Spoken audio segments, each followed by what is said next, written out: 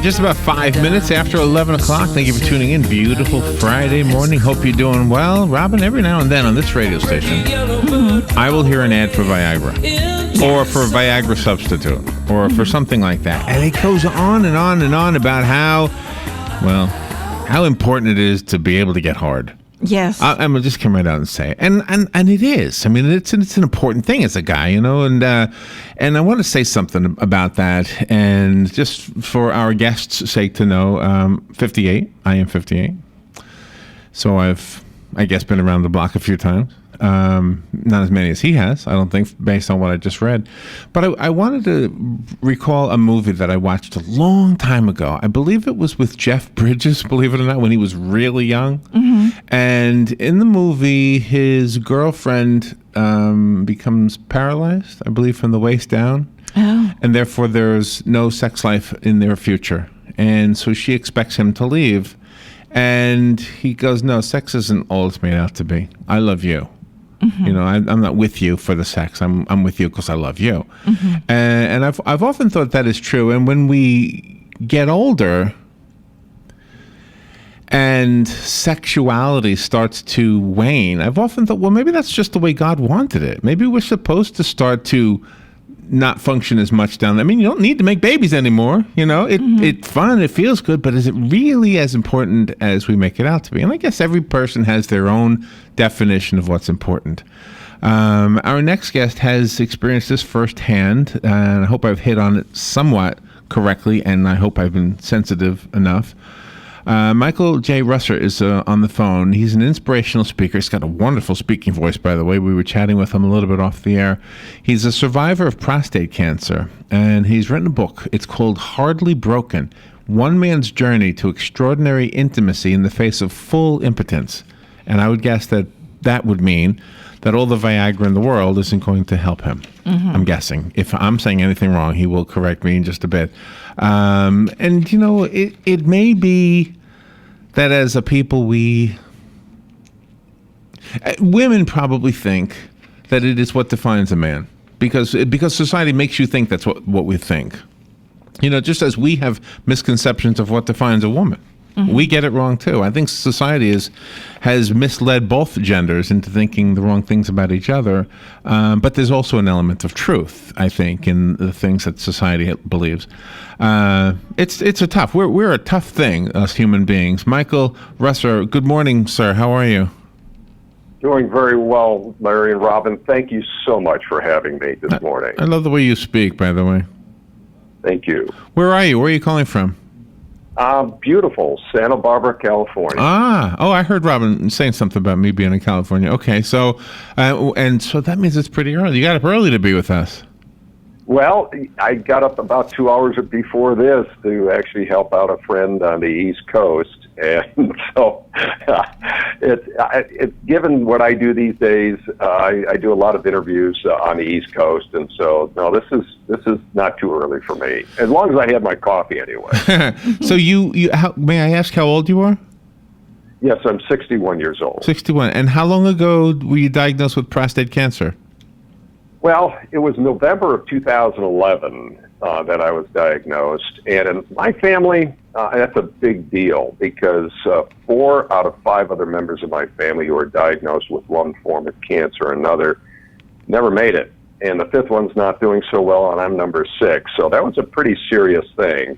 And it's interesting, Larry, because the original biopsy, the surgeon said, well, it's looking pretty, you know, not too aggressive here. You only see cancer in one hemisphere of the prostate, and you know, why don't you take 6 months to think about it? And I said, how you want to handle it? And I said, I've thought about it. Take it out now. And I was very familiar with my family history. Okay, right. So we had it. They had it out a month and a half later, December 29th, 2011. And it's a good thing I did, because otherwise I wouldn't be here talking to you. It was extraordinarily aggressive, about ready to breach the margins, as they say. Oh my goodness. Okay. So and as it turns out, they didn't even get it all, and I had to go through radiation after that. Oh. Are you married? I was married, and this is actually germane to the whole conversation here. I was married for 24 years, and 2 months prior to my diagnosis, I ended the marriage because of the lack of intimacy. And I'm not just talking about physical intimacy, I'm talking about all kinds of intimacy, right. The emotional intimacy, the connection, right. which happens very often when, with especially the baby boomer generation, our generation. You know, we have our family, we're devoted parents, and we're respectful to each other, but we go from being soulmates to roommates. And essentially, I was celibate for 11 years prior to divorcing. And I stayed faithful to my vows, but I just literally threw myself into my work. I was an international speaker and an author, and I shut down.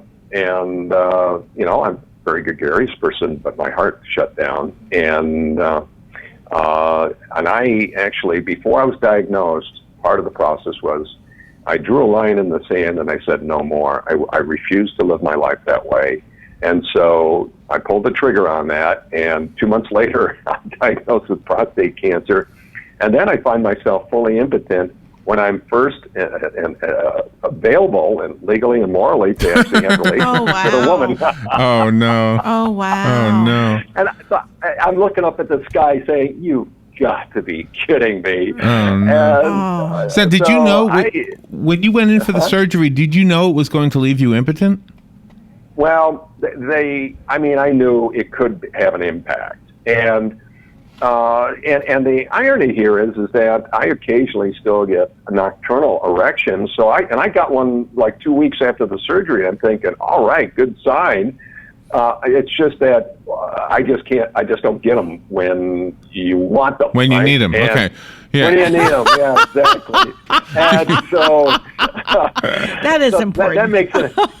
Yeah. It's like, honey, wake up. It's working. What? Yeah, hurry. You know? All right, go back to sleep. Yeah. All right. So did I assume incorrectly then? Would Viagra do you no good at all? No. In fact, no. Viagra, Cialis, even intra-urethral suppositories, which are very powerful and unpleasant to use, they don't work either. The only thing that did work is, and the men listening to this are going to cringe right now, maybe even some of the women, is a direct injection into the penis, and it's called Cerviject. That did work, but we're getting ahead of ourselves, though, because right now I'm in a position where if it never comes back, that is totally fine for me, because as a result of all this happening, I did finally meet somebody, and I remember sitting across from her, and Robin, you and I talked about this before we went on the air, how important communication is. Impotence and ED is probably the biggest white elephant in our society today. It's where breast cancer was 20 years ago. Mm-hmm. And so, I decided that, I went through my 4 stages of grief and loss, saying, okay, you get disbelief, you get angry, excuse me, you might get a little depressed, and then hopefully you get to the point of acceptance. Well, I got to that point, and I'm a naturally kind of optimistic kind of guy. So I met somebody, and it was finally, and it was clear that, in fact, we're going to be celebrating our 1-year anniversary here coming up here. Okay, next so weekend. I have an awkward question, but it's a question. Sure. When it shouldn't be any more awkward than anything I've ever gone through. So go ahead. I'm sure. But when we enter into relationships as men and women, I'm always, as a man, I'm always thinking that the woman is thinking, I know what he wants. I know what he wants. And sometimes, right. And maybe sometimes the men. They're right, by the way. They're right. Sometimes they are, and maybe part of the time, all the time. In other words, maybe there's a part of every man that always wants that, and then there's some men that's the only thing they want.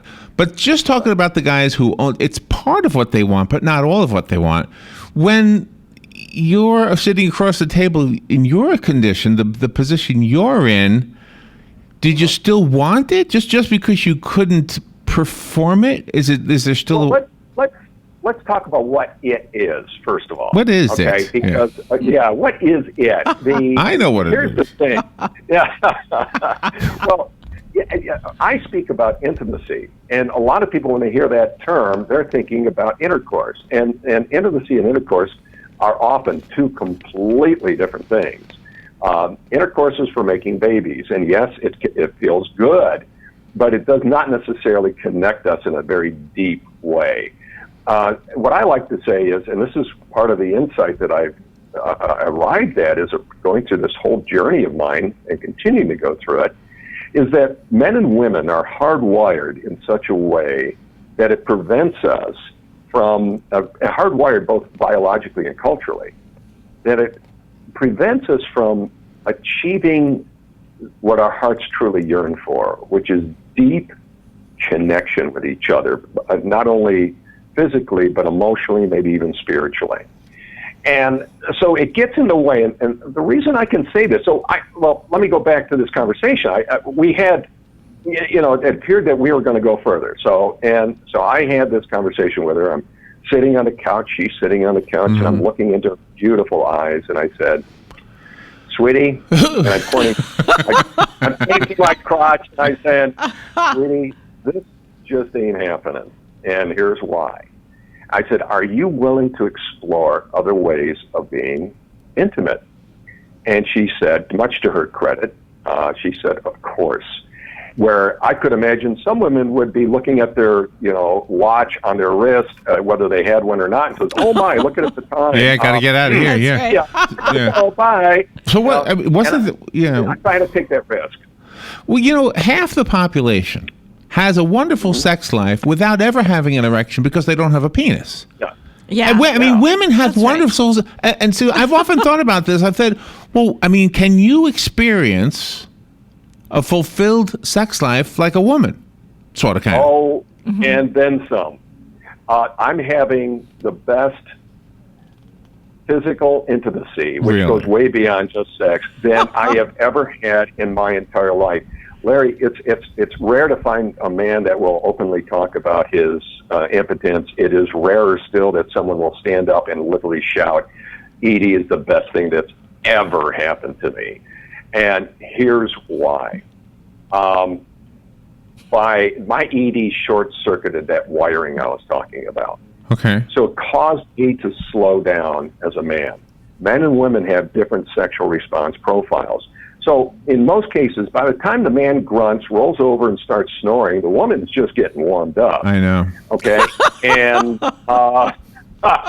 and believe me, I talk to a lot of women. Oh, yeah. That's probably why I'm not married anymore. Well, I mean, this is the way we're built, right? And so that would take, that my ED short-circuited that. And as a result, my sexual response profile now became much more aligned with my mates. And so we typically make love now for a minimum 2 to 4 hours at a time. And I guess I could say this on the radio. She will climax a minimum of 5 times, occasionally 7 to 9, and on one particularly special day, 13 times. What are you doing? Well, Larry, like I said, what are you doing? Yeah. Is it in the book? It is in the book. Yes, it is in the book. And the thing is, and I'll share this with the men out there. It took me 4 months. It took us 4 months for me. Remember, I am completely flaccid, so it took me 4 months, or us 4 months, for me to get to the point where she could orally stimulate me to the point where I actually have an orgasm, which, by the way, now happens at the drop of a hat. Oh. And they are far more intense and far longer lasting. Really? Just like a woman. Yes. So here's the thing. Neither one of us had anything remotely like this happen to us before when everything was working properly. So it's not like she's some sort of sex god. In fact, she's postmenopausal. And she was suffering from, dryness. And it was very painful for her. Right. And so now, ironically, when she doesn't need it, she lubricates copiously. I told her, I said, you really need I bet you she hates you saying that, though. Does she know that she's part of your research? Oh, yeah, she does. She does. So is it a blessing? Did God set you up for this relationship? Like, it's like, I got the perfect woman for you. Mm-hmm. Zap, you're done. And you're not really done. No, here's the thing. No, not only am I not done, I've never had it so good. I was at a meeting where my surgeon was putting on a meeting for potential patients who were, looking at the possibility of going through prostate treatment. And at the end, I got up and thanked him for doing such a great job. And I happened to mention that I'm still fully impotent. One fellow came up to me. He says, "Did I hear that right? You're still fully impotent?" I go, "Yeah." He says, "Why are you smiling?" And I had my girlfriend with me. I said, "Because I've never had it so good." And that is the honest truth. That's awesome. Is there a metaphor here, Michael? You mentioned that you were a speaker, a motivational speaker, way before this ever happened. So is this a metaphor? I mean, it's obviously a real story for you, but you've put it into a book, and I'm just, I'm looking at your track record here. You have been the guy who went out there, and I'd be the guy who went to watch you and walked out of the experience feeling all pumped up. You'd be my cheerleader. All you motivational speaker guys, you do that for me. Okay, so are you telling me that maybe it's not impotence? Maybe you've lost your job. Maybe you've lost your loved one. Are you basically saying that there's hope no matter how flaccid it is, and just? Oh yeah, no, that's a really good point, and you're actually the first person to bring that up, Larry. So kudos to you on that. Yeah, I like to say that even normally functioning couples, their relationship, their intimacy, both from an emotional and physical standpoint, is impotent because they're not connecting. They've lost that connection. It's greatly diminished. And so the first thing I talk about, and this is foundational to everything, is if I hadn't done the work of literally opening my heart and drawing that line in the sand of saying, I will never, ever go back to being shut down again. Now, you called me a motivational speaker. I would say more of an inspirational speaker. And yes, and a very good one, if I do say so myself, but I was still shut down. And now I make a concerted, conscious effort of being conscious and present every moment, even if it doesn't feel good. A book I recently read was a fabulous book called The Presence Process by Michael Brown. He talks about, the one thing he says in that book, and he says a lot, but the one thing that really stands out is it's not about feeling better. It's about getting better at feeling.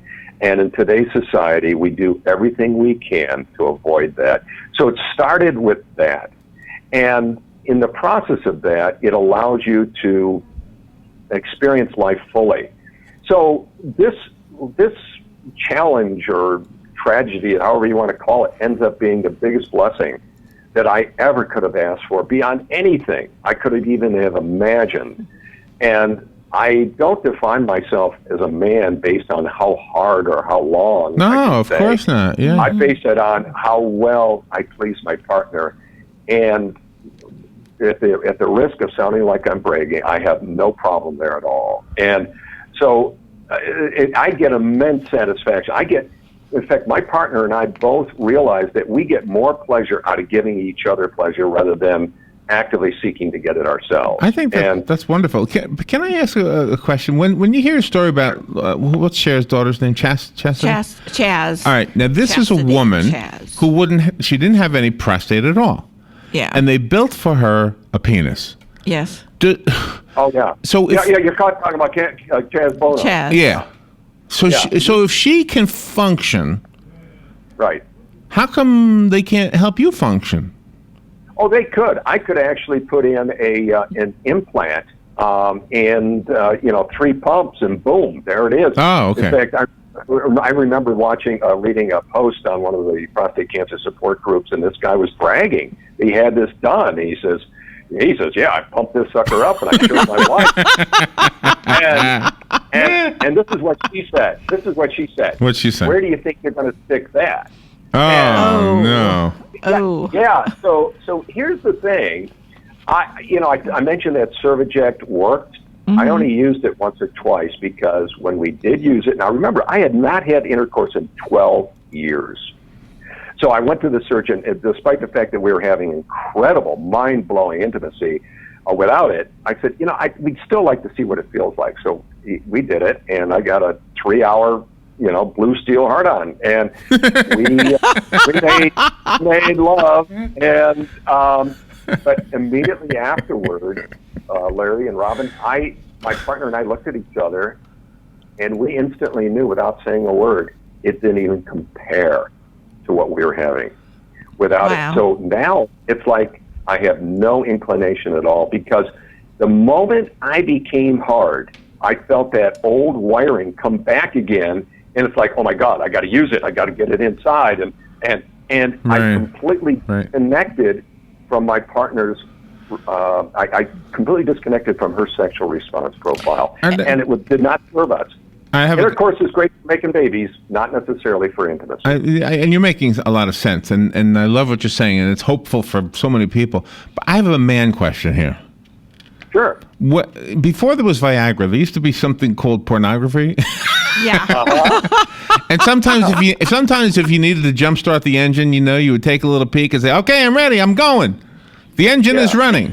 Did that reaction go away for you? I mean, yes, and for a good reason, because that's not intimacy. That is just the biological wiring that's kicking in. Right. So before I met her and before I had this kind of experience, I would watch that a lot to try to get things going. So do you feel like I no longer use that at all? Do you feel like why would I? Well, and and I think as I get older too. I mean, it doesn't happen for me. Well, I'm not saying that. What I'm trying to say is that I don't look at that either anymore, and it wasn't really any kind of revelation other than I just got older. It just stopped being interesting. And you know what it is? They start looking like children after a while when you get to a certain age. Yeah. Do you feel that you better understand how a woman feels? Oh, without question. Without question. I feel like I really, really get what's important to women in the bedroom, because I have slowed down. And this is, if for all men listening who are fully functioning, if you want to release the tigress in your woman, slow down and don't, take your head from your crotch to your back to your head again and into your heart, focus on her, and you will not believe what is possible. And yeah, I do. I feel that I have a very deep understanding of women now. Michael J. Russer is our guest. He's written a book called Hardly Broken, and now we understand the title way better. The subtitle is One Man's Journey to Extraordinary Intimacy in the Face of Full Impotence. And he has a very fun way of telling a story that was, his life almost ended because of the cancer he had, the prostate cancer he had, and the diagnosis that was almost lackadaisical. It sounded like they weren't even stressing to even close to what they should have stressed. Well, it's not their fault. They, it's so hard to tell sometimes. Yeah, but and go ahead. But you have to have that emotional security. I mean, you have to have that part of your soul that is technically taken care of before you can have an intimate relationship with somebody else. Yes. You have to like who you are. Yes, and and liking who you are, really, it's all about opening your heart, allowing yourself to be vulnerable, allowing yourself to feel pain, allowing yourself to feel joy, allowing yourself to receive it, allowing yourself to give it. And there's one thing I need to just correct on here. The book is actually set for release in 2014. People can learn more about it, and actually, I'm going to offer something I have not offered yet before. The 10th person who pre-registers for it costs nothing. They get free tips and they'll get a discount on the book. But the 10th person who pre-registers for it today, based on today's call, will get a free autographed copy from me. Nice. So they just go to hardlybroken.com, and they'll get that book as soon as it comes out, and they'll now they'll get free tips for at least a month, or excuse me, a year, and have access to me once a month via live. I just went to your website. I love the cover. Look at the cover, Robin. Thank you. It's got the male symbol drooping a little bit, see? Yeah, I love that. Yeah.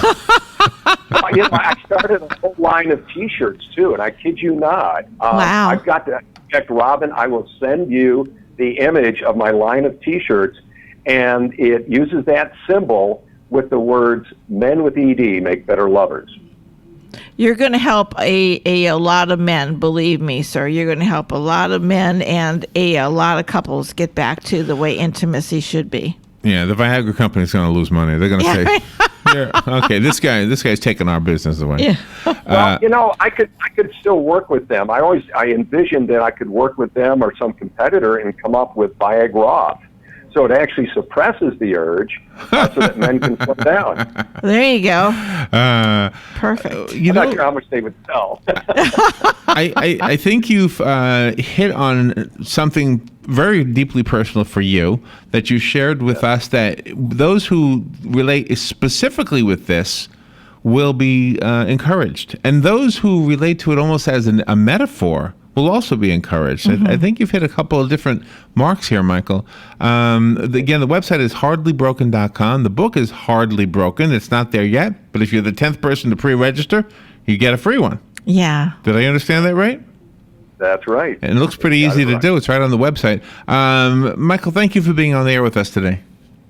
Larry, Robin, thank you. This was actually, I knew it was going to be a good show, but this went beyond my expectations, so thank you both. Thank you. And come back.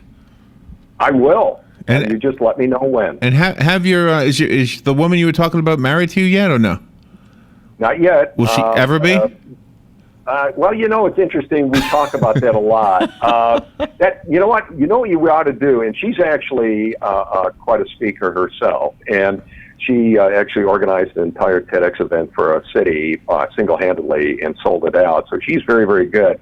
You might want to consider having us both come on so you can get her perspective. That's exactly what I was going to suggest. Yeah. Yeah. So let's get that scheduled and be happy to do that. That would be awesome. Yeah.